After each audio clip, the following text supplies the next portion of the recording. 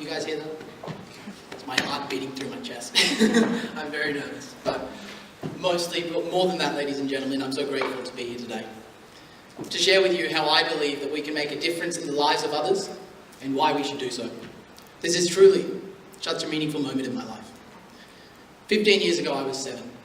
When playing frisbee with my metal lunchbox, I missed my target and instead it curved and smashed my principal's office window. Once again, she wasn't too happy. 10 years ago, I was 12. I wanted so much to win medals and friends, popularity amongst the ranks. I didn't achieve my goals too often.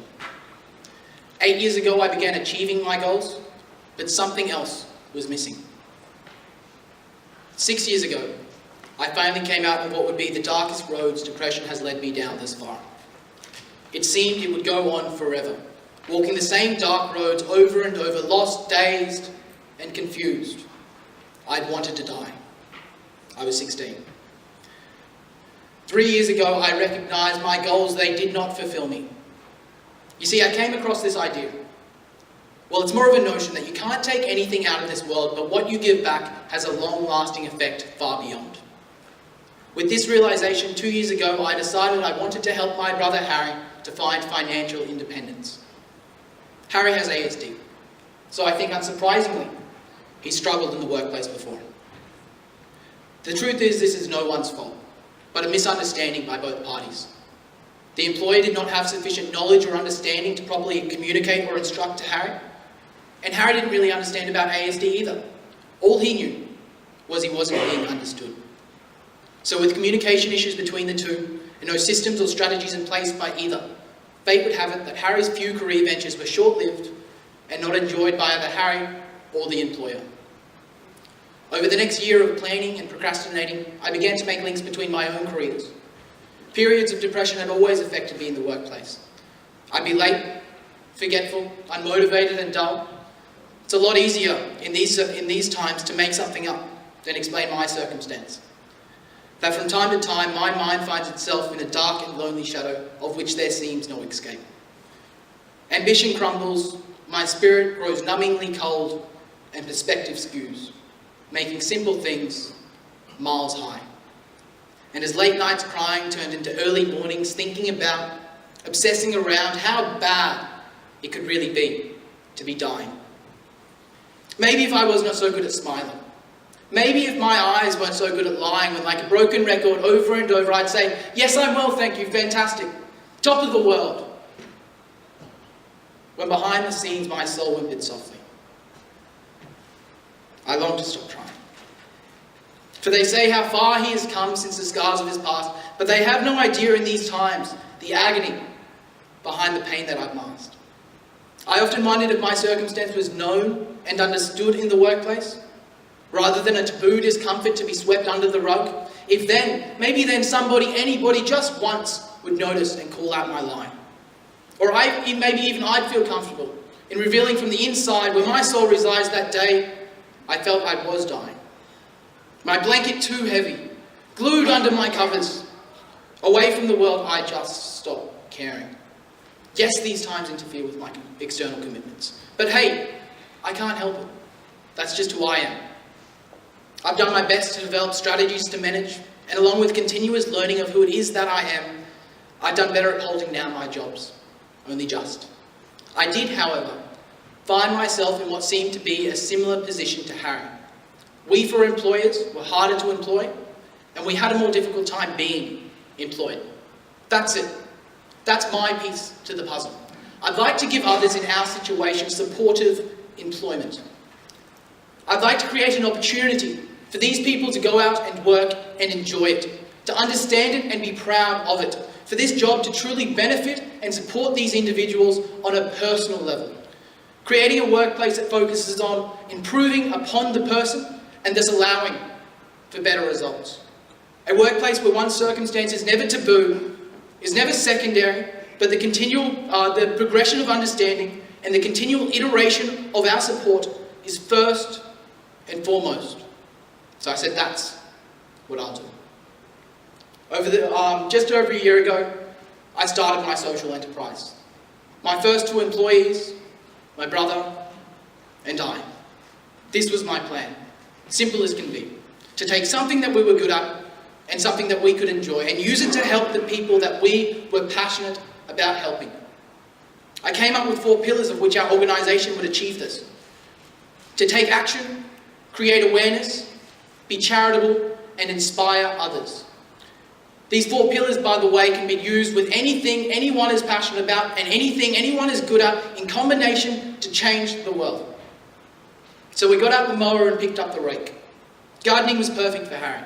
He had plenty of practice at home and he would get into a routine and off he would go, getting better each day and learning each time. It was good for him to get out and active, as most of his time was spent away in his room. For me, it was great. The tranquility of being out in the garden brought about quiet in my mind that allowed me to go about things peacefully. Seeing the tangible differences we could make brought about self-worth. It was hard, but at the same time, I always had a sense of success at the end of the day. So we would create this supportive employment and alongside this, take further action to engage the community in events and programs supporting our goals. We will create awareness through social networking and campaigns and be charitable by donating 20% of every dollar we make to charity. And finally, we would like to inspire so that others would look inside and find where their passion lies and what it has the power to change and to go out and change it. 9 months ago, we'd been going 6 months. We'd made our first donations to Beyond Blue and Autism Queensland. We'd been interviewed by ABC Radio Brisbane and employed our third to the ranks, Matthew Townsend, who's down here today and spoke yesterday about inclusion of people on the spectrum and his own personal experience. I was bold, brave and ambitious, ready to conquer any challenge while creating further awareness. It was during this time that I'd been considering the effects created by the difficulty of employing people with ASD or depression, and how this effect would interact with both the individual and society.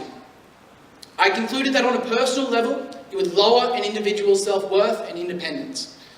And within society, as a result of this predisposition felt by these people, there would be a rise in the percentage supported by an already strained welfare system and an increased likeliness of these individuals slipping out of society and into homelessness. I recognised an opportunity and I took it with both hands. My first form of action was to sleep on the streets to gain insight about what it is like for these individuals that become homeless as a result of this predisposition and raise awareness about it. I'd see the ins and the outs of their struggles and draw passion from that. I would document my experience and use the insight I gained and share the knowledge that I believe people should be aware of so as to prevent further people from slipping down the same path as those that I met in my 30 days on the streets. 6 months ago, I'd come up off the streets and was back in my warm bed, but I hadn't yet bounced back from my time out there alone. No matter why I had chosen to go out, no matter what I had hoped to achieve, what I had found out after being out there night after night unsupported is that this problem, it's so much bigger than I. How could I do this? I could not alone. So it was hard, I was scared, but I pushed on because I knew with this newfound idea I held true, to give, not to take, to be a light, not a critic, that I just had to keep pushing, and soon I'd get there. 3 months ago, my business turned one. In our first year, we'd achieved even more. Employing now 4 people, even being on TV, we'd raised more money for an organisation up in Queensland called Quest for Learning. An organisation we'd been working with since almost day one. The money would help its inspirational leaders, Kathleen and Simon, to continue providing, improving and expanding their weekly community groups they hold for people with ASD to come, socialise, learn about and strategise for getting through life with a diagnosis on the spectrum. This donation came with a hard decision, that for now we would have to discontinue it. Things were tough, and we could see the opportunity we had in the next year to improve and expand upon the employment aspect of our organisation. This decision would give us the ability to have better systems and strategies, knowledge and support, so as to give the best possible benefits to the individuals we hope to employ. And alongside this, planning and preparing for future forms of action within the community. It was around this time I found out I would be speaking here today. Thinking about what I would say, I first thought I would speak about how best to employ people on the spectrum. Although the truth is, I don't know best. I am no expert, I have no degree. This is, however, the perfect opportunity for me to stand upon the 4th pillar of my organisation. You see, I don't know a whole lot about autism, but I'm learning. I don't know too much about business, but I'll keep trying. All that I know, and all I can say after my lengthy introduction, is that it's not what you take out, but what you give back. And when you give from your heart, amazing things happen. Most of you here are doing this too, so maybe I'm preaching to the choir. And there's many others out there toiling through and through. But why I'm here today, what I'd like to do, but I'd like to inspire many others to help us too. You don't have to be brilliant. You don't even have to think that you can. From your heart, give back to the world, and the world will give back to your heart. Take me, for example. 5 years ago, my chance of being here was 1 in a million. Chance of being anywhere. If you knew me then, you know how true this is now. Asked to leave high school, my grades were a mess. 2 years ago, my life a mess too. But 2 years ago, I decided to give, and amazing things followed. My spirit flowed through me, things fell into line. 1 in a million things happen when you give from your heart. 2 months ago, I was walking my dog. We stopped briefly by a vacant block of land, and as I gazed upon the open space, I thought to myself what potential a space like this has, and yet here it sits. Just 2 days later, as if a divine form of direction, I'd secured a plot just like it, but closer to home. To maintain the client's vacant lot for free, if we could grow veggies there, for others to see.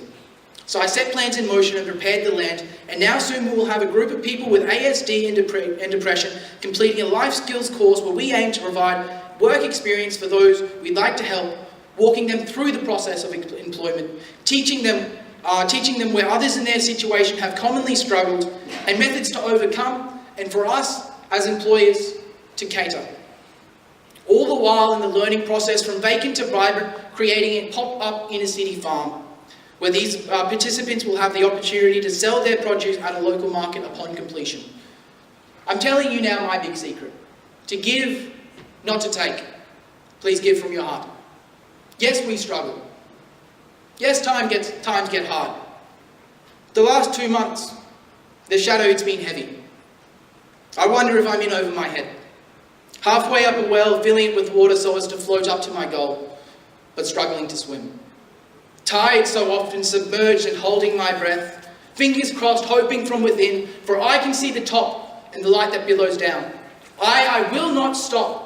I will make the best of when I float, and when it feels like I may drown, I will kick my legs with all my might. I may have to hold my breath, but I will not lose sight. I will keep filling up this well.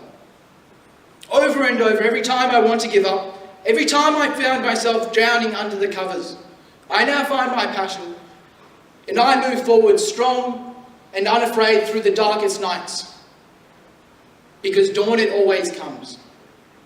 Today I stand here after helping my brother, and now more. Today I stand amazed. When I changed my goals from bettering myself, from being more, from feeling enough, and instead tried to make others better for them to be enough. And when I saw the difference in my brother's life, when I heard my father saying he'd seen the difference in Harry's self-worth, the most peculiar thing had happened. Each time I would give, when I would give from my heart, this warm glow would stay longer. Like a walk through the garden, my life would become. I'd helped my brother and in the process cured myself. Maybe not tomorrow, but today I am better. I will keep doing more. I know I'm enough. I'm so very proud to be here today. Today I would like to inspire others to help others as well, so you are able to see these amazing things happen.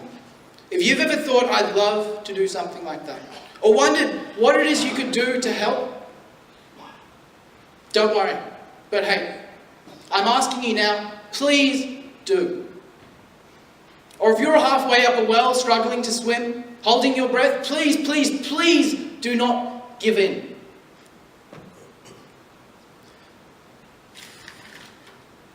You owe it to yourself, others will thank you, and the world will change. Don't worry about how, think about why. Don't try and be perfect, just start and try. Set a plan in motion right now, please do, because I really believe, I really, really believe That if others knew this and we all tried together, then we could change how things are with autism. Change so many lives shadowed in depression. Interdependently, we could change the world. What are the odds? 1 in a billion? Well, amazing things happen when we give from our hearts. Forget politics and all these shady money tricks. Each one of us has the power to give from our hearts, and every one of us can make amazing things happen. Welcome to Gardening a Difference. My name is George Arkenstall. I'm 22 years old. I am so proud, humble, amazed. I am so grateful to be here today. Thank you.